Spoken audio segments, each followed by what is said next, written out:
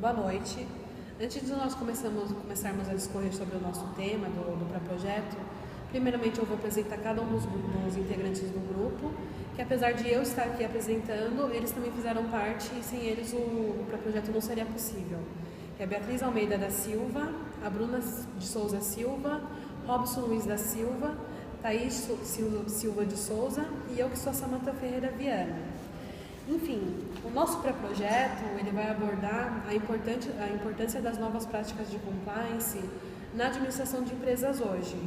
Que, primeiramente, o que é compliance, para quem não está familiar com o tema? Compliance é uma palavra inglesa que não tem tradução para o português. Então, a tradução literal dele significa em obediência ao que está estabelecido, a lei, ou contrato, a que ciência. Então, no Brasil, o termo conhecido como compliance é o ato de estar em conformidade com a lei vigente anti-corrupção que nós temos no Brasil hoje. Então, se você for para a França, a palavra compliance tem o mesmo significado em diversos países do mundo. Mas, enfim, por que nós escolhemos esse tema?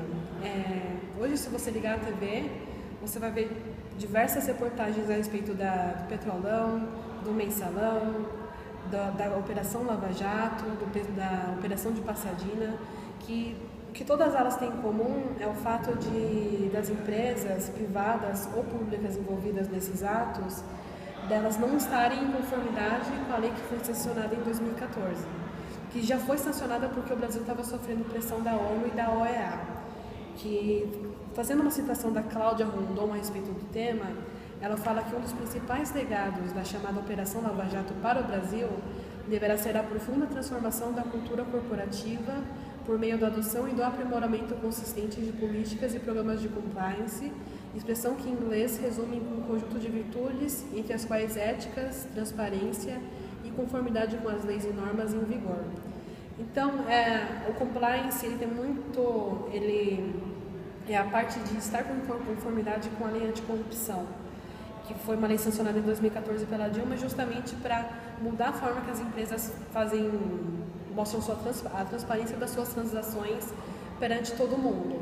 Que isso acaba tendo um impacto muito forte com a imagem dessas empresas, com o público, com os stakeholders e todo mundo que está interessado.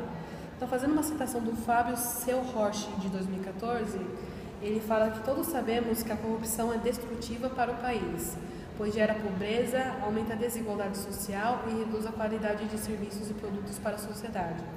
A nova lei anticorrupção é certamente um importante passo contra essa prática perniciosa. Então, estabelecida a importância dessa lei anticorrupção, nós vamos fechar a introdução do tema com uma citação de Hernani Teixeira Ribeiro Júnior, de 2015, em que a gente pode concluir que um programa de compliance adaptado às necessidades da empresa será um eficaz instrumento de governança corporativa, auxiliará a própria instituição a exercer transparência e zelar pela responsabilidade social corporativa. Falando um pouquinho do nosso programa de pesquisa. O tema do nosso trabalho é sobre compliance, mas a grande pergunta desse tema é como que as empresas faziam antigamente para poder ter certeza que as transações estavam ocorrendo em conformidade e como elas estão fazendo hoje, depois da lei anti-compliance ser implantada no Brasil.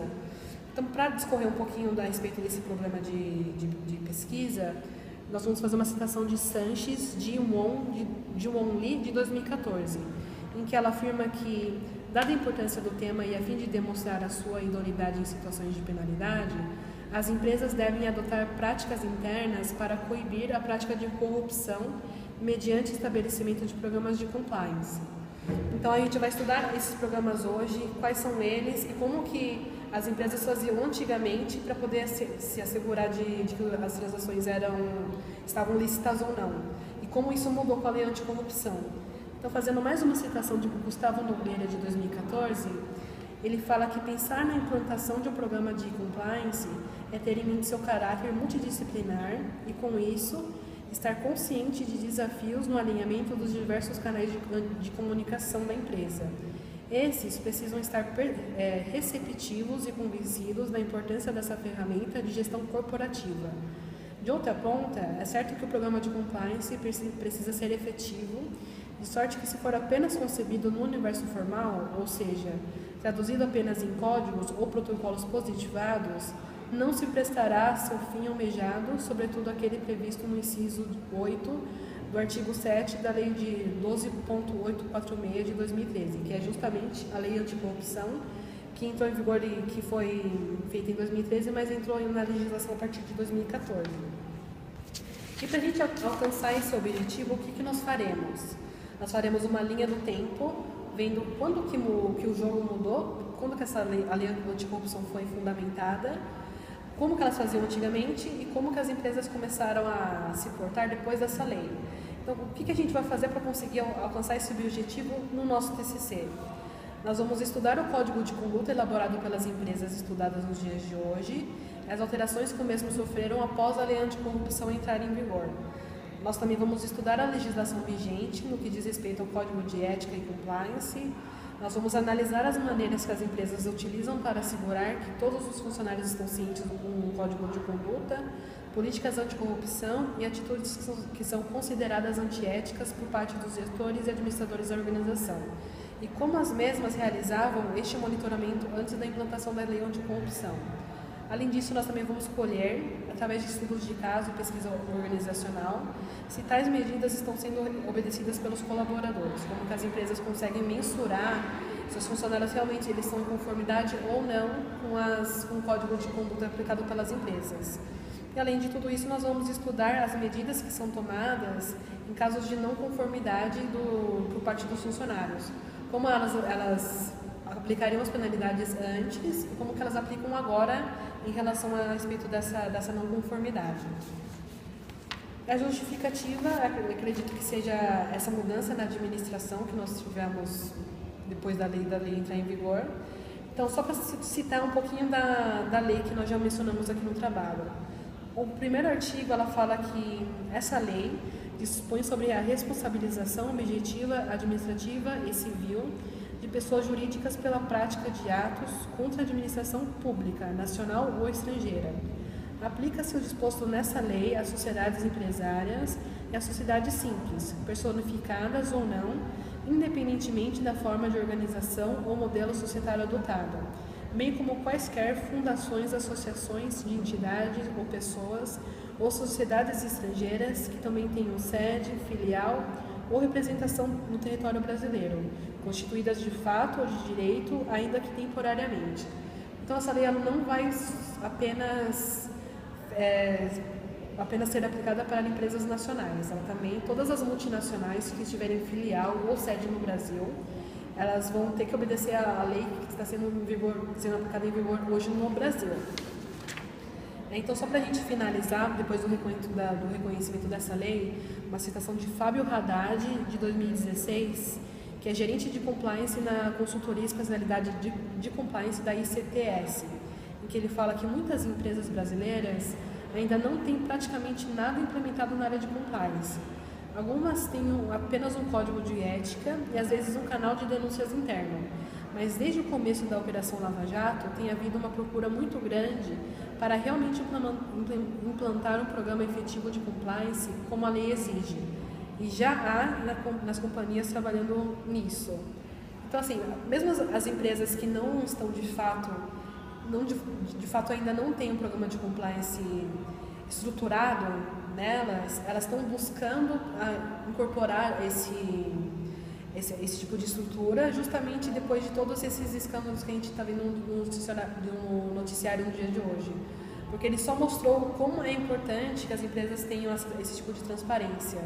Então, acabou mudando drasticamente, independente do porte da empresa, como que elas fazem suas operações, como que elas fazem para se certificar que hoje todo mundo está de acordo com a lei anticorrupção. Enfim, qual vai ser a metodologia aplicada nesse caso?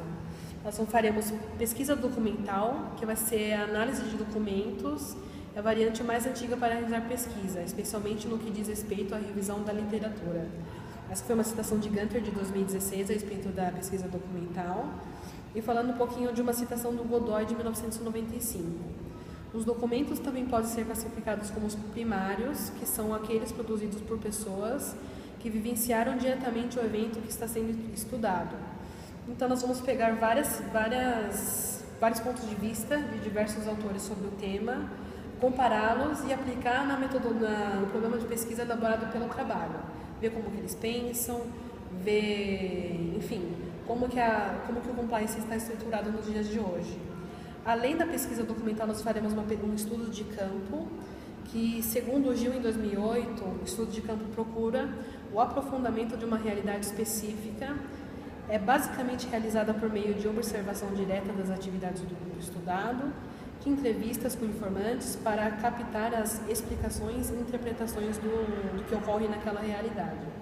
Então, nós vamos conversar direitinho com os representantes de compliance das empresas que são estudadas, que vão ser duas empresas dos integrantes do grupo, e a gente vai falar com essas pessoas que estão ligadas com a área de compliance para ver qual é a opinião delas. E além do estudo de campo, nós faremos um estudo de caso, que vai ser pegar duas situações de cada uma dessas empresas, de questão de segurança corporativa, ver como as mesmas estão fazendo nos dias de hoje e qual seria a abordagem delas antes da lei anticorrupção entrar em vigor. Então, esse é o nosso trabalho.